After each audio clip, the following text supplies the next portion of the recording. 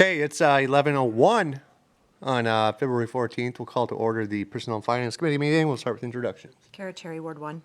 Alderman at Large Kevin Stunek. Patrick Wusso, Interim City Administrator. Chris Schubert, HR Director. Jesse Dean, City Engineer. Connie Hillman, City Finance Director. And Gabe Johnson, Chair of the committee. We've got, it appears to be 6 items today. Okay, start with the approve a policy for donation of surplus equipment to a nonprofit organization. So I'll just kick it off if that's okay with Jesse.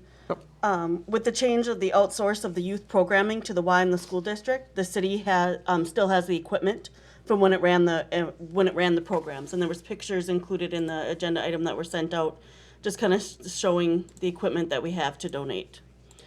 The park board would like to donate the equipment. Staff researched if equipment can be donated to a city, to a nonprofit, and per state statute, a policy needs to be adopted. A policy needs to be adopted on how the city will determine what equipment is a surplus and how it will determine which nonprofits may receive the donation. Public Works Director Dean developed the policy, and he noted items in the agenda request. Staff is looking for discussion on the threshold dollar amount needed before having to go to council, if that should be $1,000 or $5,000. And once a dollar threshold is established, discussion of the policy and potential adoption if the council so chooses. I so move. Second. Well, what dollar 1,000, amount? 5,000, 100,000. Mr. Chair, Jesse? can I clarify one piece of that? So all of surplus equipment does have to come to the council. It might be in like a consent calendar or something like that, but it has to at least come through the council at that point. The threshold is once we've found the nonprofits that we want to donate to, then that's where the threshold comes in, whether it needs to come as an additional item to the council for approval. Thank you, Jesse. Kevin, your motion was to approve the policy, set the dollar amount for the threshold. 1,000 seems reasonable to me. Or what? Yep, I think so. that sounds good. Second. You seconded that. I noticed in the pictures, there's a lot of catcher's equipment. Well, the YMCA doesn't, I don't think they do catchers. I think they only do T-ball. So you might want to look to like Brainerd Community Ed or whoever does the higher level stuff for that. That's who the park board elected to go as Y and Community Ed, having a donation day type of thing where they can come and pick whatever they need. Okay. If we had any other interest, we would go that route, and then beyond that, maybe Baja might want those. secondhand sell or something like that. Okay, yeah. I trust you guys to figure it out and create more storage space, I guess. Any other discussion? No. All in favor, say aye. Aye. Opposed, same sign. That motion carries. Next up is the sewer lead job description. Chris, probably? When we completed our classification and compensation study, Flaherty and Hood had recommended that our Maintenance 3 sewer lead position become its own classification. That was recommended because they are required to possess and maintain an MPCA collector's license. None of the other Maintenance 3 employees need that, and they also have the additional responsibility of overseeing the city's vac truck. This new classification was negotiated with the IUOE union, and the wages for this position was included in the information for that settlement. We'll be talking about that shortly. The recommended action is a motion to approve the sewer lead job description as presented. And I so move. Second. Any discussion? All in favor, say aye. Aye. That motion carries. Next item is the 3-year contract with IUOE Local 49. So the city has reached a tentative agreement with the IUOE Local 49 union representing the street division employees for its 2024 through 2026 union contract. We did utilize the across-the-board increases as noted in your agenda item. As well as, I just wanted to bring to the the committee's attention is that one of the items on the tentative agreement is approval of a memorandum of agreement with the union regarding the new earned sick and safe time. We are still in the process of working with our attorney on that, so that is not included at this time, but it will be brought forward when it is finalized. Those MOUs need to be approved by all 7 unions, and we're working on that. The recommended action is to approve the tentative agreement summary as noted in your packet, and then also to adopt a resolution setting the wages for 2024 through 2026 for this union. I so move, but do we need two motions or can we do it in one? Since it's a resolution. I think we can do it here in one, council do it in two. Okay, fair enough. We have a motion and a second. Any discussion? Yeah, I would just say, and I'll say at the council meeting on Tuesday too, that it was a real pleasure negotiating with this group. They were good to negotiate with. We got the deal done in just a handful of meetings, and I think it's fair for both sides. All in favor, say aye. Aye. Opposed, same sign. That motion carries. Next up is the IBEW grievance Okay? number. So on November 6th, the council approved a reclassification of Ryan Miller from an apprentice line worker to a line worker as he had successfully completed his apprenticeship program. The reclassification was effective September 27th, and he was placed on step 4 of our line worker wage grid. After that occurred, the IBEW BPU union filed a grievance, and the union felt that Mr. Miller should have been compensated at the step 5 rate, number one. Number two, they also felt that he should have received this adjustment on the date when he took his last test. So we worked with the union. We also involved our city employment attorney, and we felt the best resolution in this situation was to approve an MOA to approve the reclassification effective back to the date of July 27th, and also to put him at step 7. Primarily two reasons. The first reason is it is not identified in the union contract how this should be done. Second reason is BPU management staff had told him that this is what was going to happen. So with that said, we would have had a hard time if we would have went to arbitration. So again, we felt utilizing this MOU and setting the policy how it will be done in the future was in our best interest. I also wanted to bring to your attention item number 4 of this MOU. It specifically states how and when this reclassifications will be handled in the future. This reclassification for this type of situation will be following our employee policy manual language so that they would advance to the step that is at least 3% more than their current wage. And we also actually notify the Department of Labor when this effective date is. So we have told staff our policy will be, we wait until we get that school certificate in the future. So with that said, the recommended action is to approve the MOA between the city and the union, resolving IBEW grievance number 2023-4 regarding the reclassification of Mr. Miller as presented. Second, Motion and a second. Any discussion? just a quick question. Do we have roughly an idea what the back pay might be? I mean, $500, $1,000, what do you want? It goes back to July, so I do not have any idea. That's fine. And we just got access to the BPU payroll system today, so I can start looking at that kind of information in the future, but before, there was no way I That's could fine. calculate I that. just asked. Well, that's a good step to have HR and administration have access to that. So I heard you say, Chris, that perhaps there was somebody in management told the employee that they would be placed in step 5, Correct. even though Right. that's They not had the city followed policy. what they had done in the past without talking to HR about how it should be done. Okay, have we So, fixed that glitch? Yes, we have fixed that glitch. I talked to that person today. Okay, thank you. So can I ask a question? Yeah.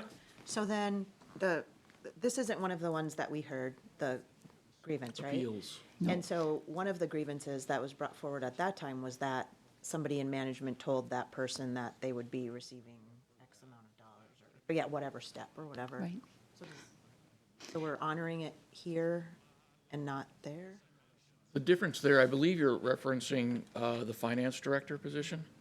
I don't remember which one, I I'm think sorry. it was Mitch. I think it for was going Mitch to who was step 7 told he would for get the 7. exceeds. Yeah. Okay. So two different situations, though. This was a Okay. union employee. The union filed a grievance on his behalf. And it was a gray area. The one for Mitch, it was very clearly identified in the employee policy manual and the union contract, how you advance to step 7. So different situations and for those two. Clarification. similarity and a lot of confusion in management, but not. Okay. Okay, all in favor, say aye. Aye. Opposed, same sign. That motion carries. Next up is discussion regarding interim city administrator Wassell volunteering.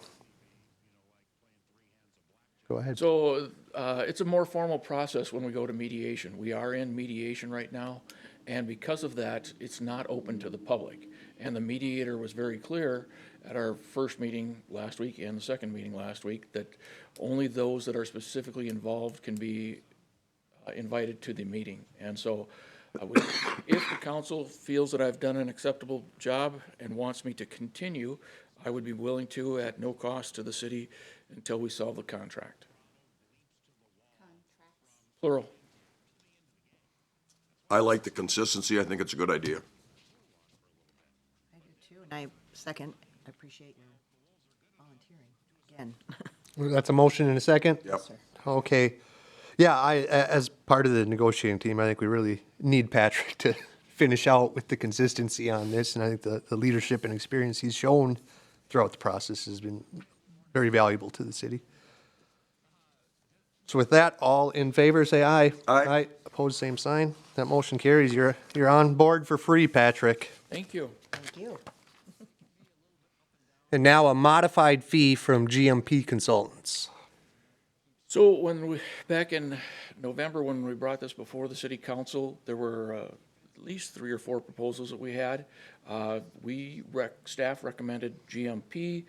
We even had a clarification on their billing from the president of the corporation, stating that the max would be $16,000. We even questioned that because it kind of the billing indicates that there was going to be more fees. Well, we told council 16,000. We got your recommendation for that. And remember, Sourcewell will give us up to $10,000 or 50% of the cost.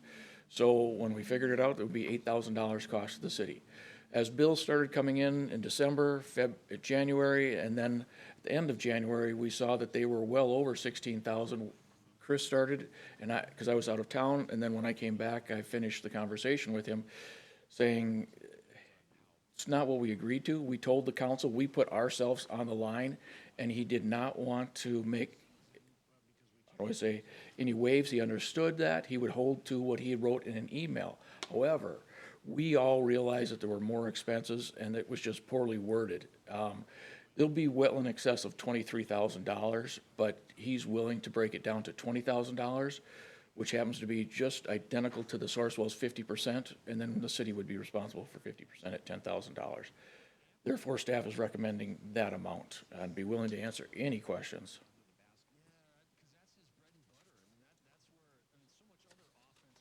Any questions or a motion to approve the fee up to 20,000?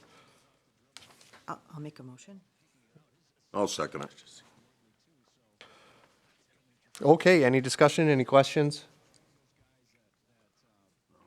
No, it's a little unfortunate. We thought it was 16.5. We budgeted that, and it comes in a little above, but I think this is a fair compromise, meeting in the middle at the $20,000 mark.